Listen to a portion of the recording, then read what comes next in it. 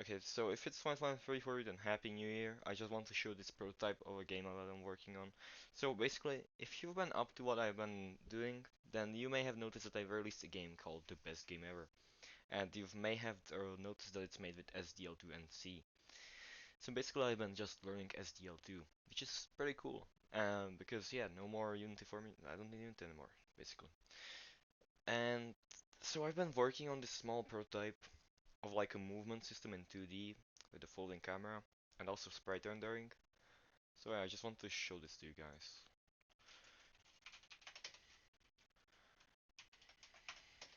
Yeah, so here we got chords, here we got the player, this is a placeholder. Holder is gonna be changed.